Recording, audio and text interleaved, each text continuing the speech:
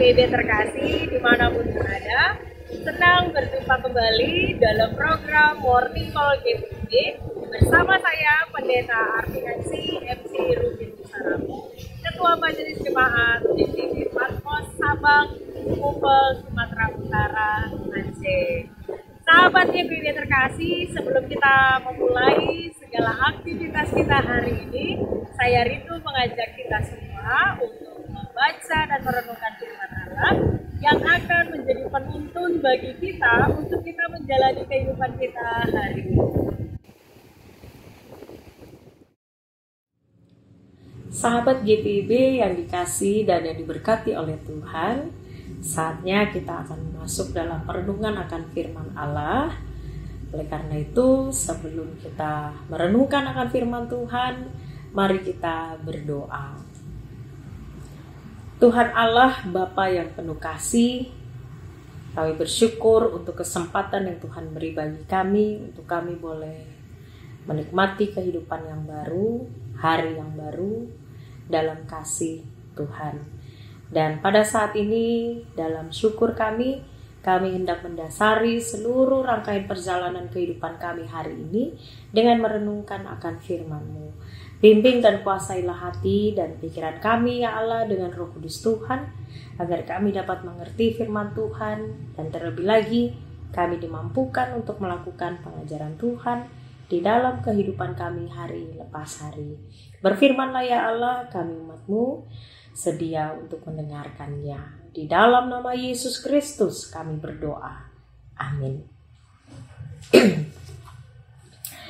Sahabat GPIB yang dikasihi dan yang diberkati oleh Tuhan, firman Tuhan pada pagi hari ini terambil dari kitab Injil Matius pasal 9 ayat 1 sampai dengan ayatnya yang ketiga, yang menyatakan, sesudah naik ke dalam perahu, Yesus menyeberang dan masuk ke kotanya sendiri.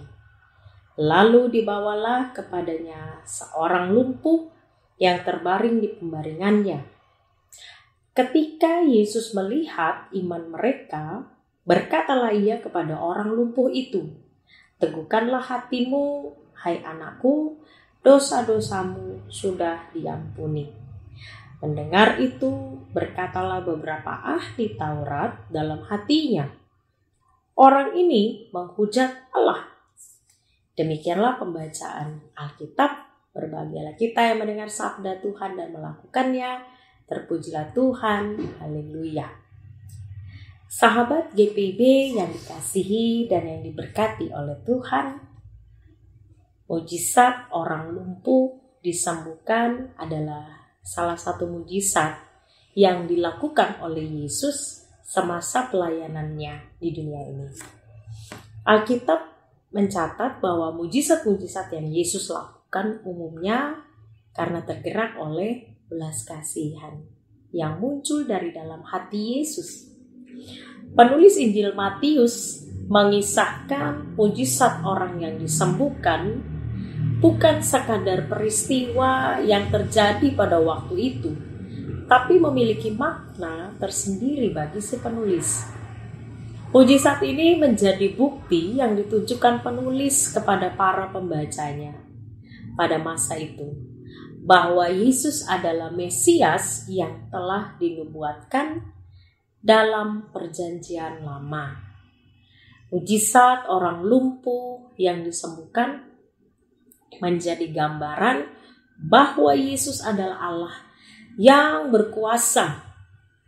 Ia berkuasa untuk mengampuni dosa orang lumpuh tersebut dan juga membuktikan bahwa dirinya adalah Allah yang dapat melakukan apa saja dalam hidup umatnya, termasuk menyembuhkan orang-orang yang sakit dan yang menderita.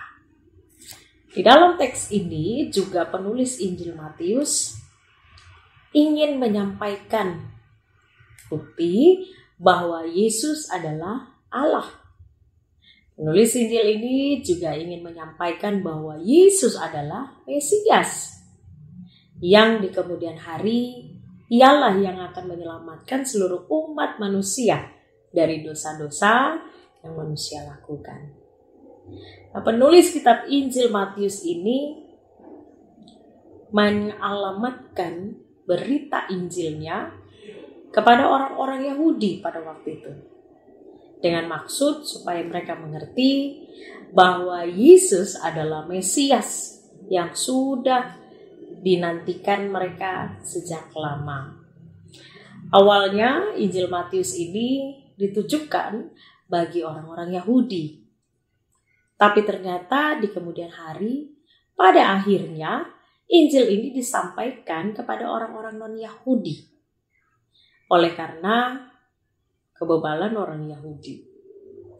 Sahabat GPIB yang terkasih dalam Tuhan Yesus Kristus, kita melihat dalam teks Matius pasal 9 ayat 1 sampai dengan ayatnya yang ketiga mengenai kisah orang lumpuh yang disembuhkan oleh Yesus.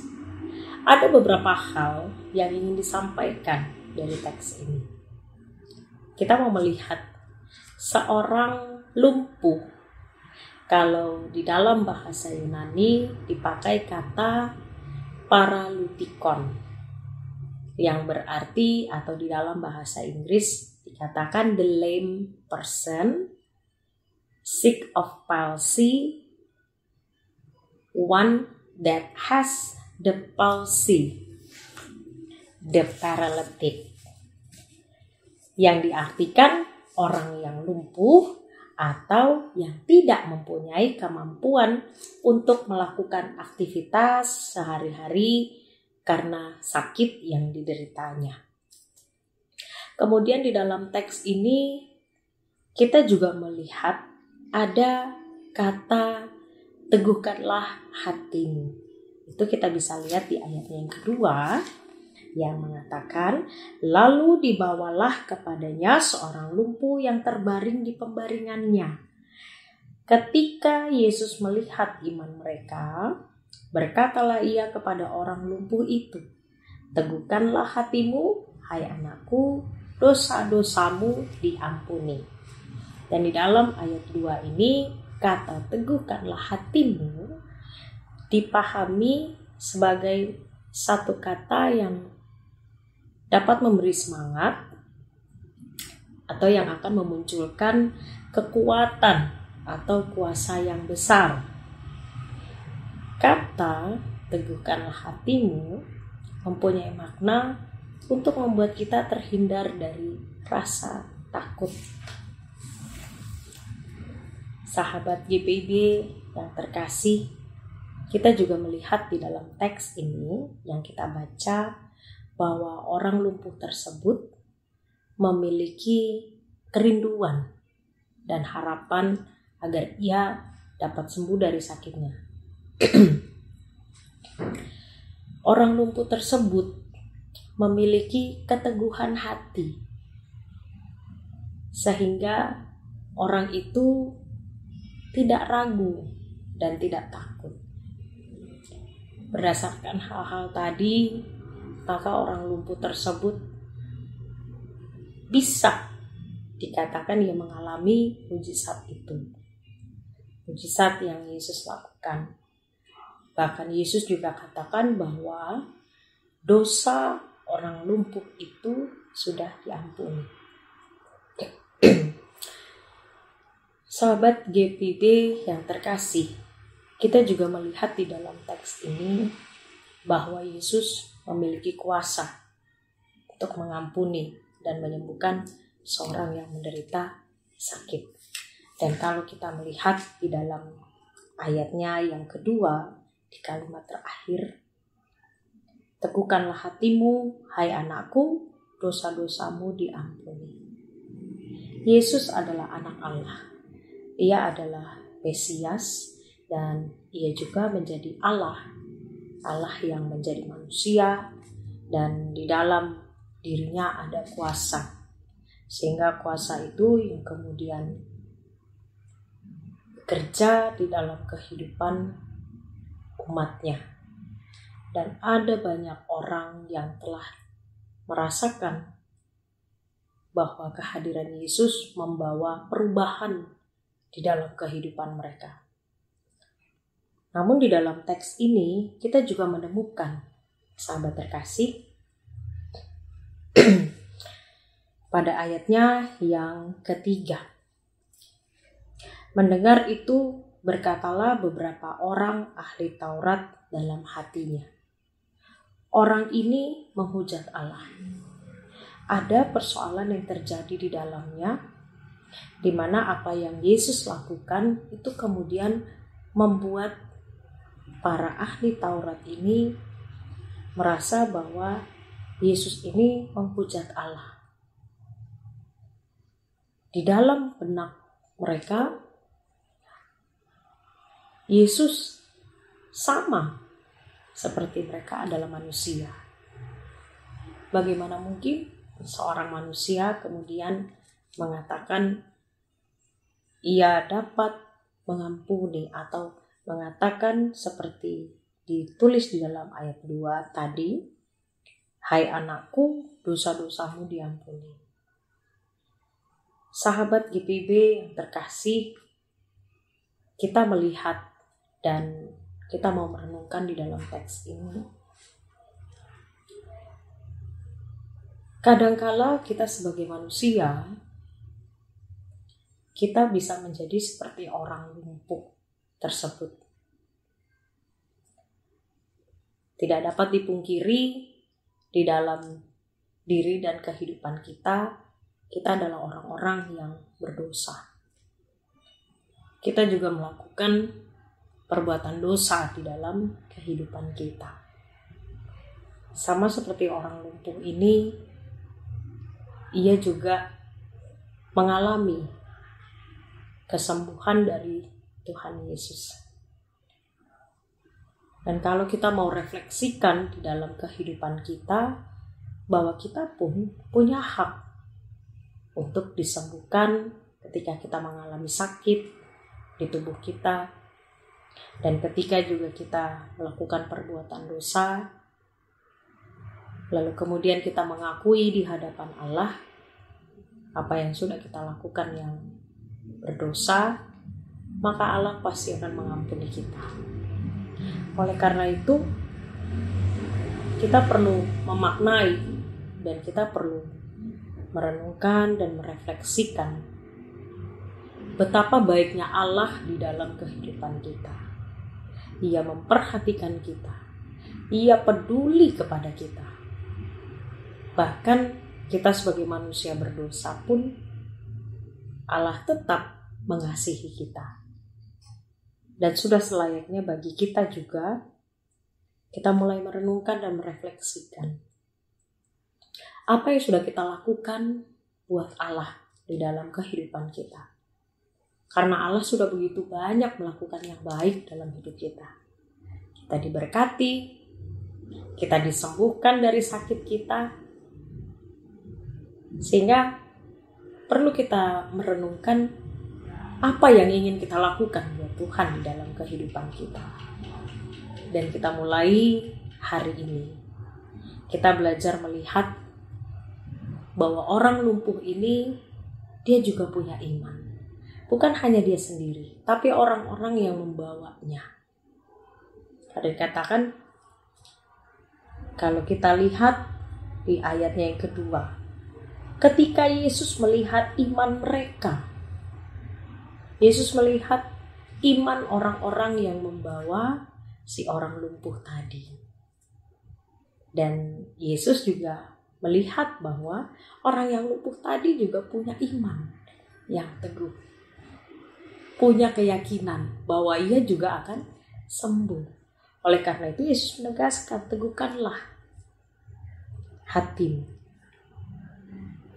Dan itu juga yang menjadi kalimat yang memberi semangat bagi kita untuk kita juga meneguhkan hati kita di dalam kita menjalani kehidupan kita. Kita perlu bersyukur di dalam kehidupan kita karena kita punya Allah yang begitu baik, yang punya kasih yang tidak terbatas kepada kita. Sehingga sudah selayaknya bagi kita untuk kita juga melakukan yang baik, mengubah diri kita mulai kita melakukan perbuatan yang baik dalam kehidupan kita. Mulai kita berpikir yang positif, melakukan yang positif, dan berkata-kata yang positif. Untuk membangun spiritualitas kita, dan juga untuk membangun hubungan yang baik kita dengan Allah. Oleh karena itu, sahabat GPIB yang terkasih, di hari Minggu ini, mari kita mulai melakukan apa yang baik yang Allah kehendaki untuk kita lakukan. Dan mulai kita saksikan karya-karya Allah yang indah di dalam kehidupan kita. Ada banyak kebaikan yang sudah Tuhan lakukan bagi kita. Ada banyak berkat yang juga Tuhan sudah berikan bagi kita. Sehingga yang kita lakukan adalah bagaimana kita mempersembahkan yang terbaik buat Tuhan, memuliakan Tuhan di dalam kehidupan kita. Karena kasih Tuhan sudah begitu banyak Ia nyatakan bagi kita di dalam kehidupan kita. Dosa-dosa kita sudah diampuni, sakit penyakit di tubuh kita sudah disembuhkan oleh Tuhan. Dan ini saatnya bagi kita untuk melakukan yang baik, menjadi pribadi-pribadi yang positif dimanapun kita berada, apapun yang kita lakukan. Karena semua itu kita lakukan untuk memuliakan nama Tuhan. Selamat menjalani kehidupan di hari Minggu ini, menikmati sukacita, damai sejahtera bersama dengan keluarga kita, bersama dengan orang-orang yang kita kasihi, dan mensyukuri untuk setiap karya dan kebaikan Tuhan di dalam kehidupan kita. Niscaya berkat Tuhan tercurah dalam kehidupan kita, dan kita juga mengalami, bahkan juga dimampukan oleh Allah untuk menyaksikan karya Tuhan yang kita alami di dalam kehidupan kita, untuk menjadi berkat bagi sesama, untuk memuliakan nama Tuhan di dalamnya. Selamat hari Minggu, selamat menjalani hari-hari pemberian Tuhan dalam damai sejahtera Tuhan, dan Tuhan Yesus memberkati kita semua. Sahabat GPIB, mari kita berdoa. Tuhan Allah Bapa yang bertahta dalam kerajaan sorga, terima kasih untuk firman Tuhan yang boleh kami dengar dan kami renungkan bersama pada pagi hari ini.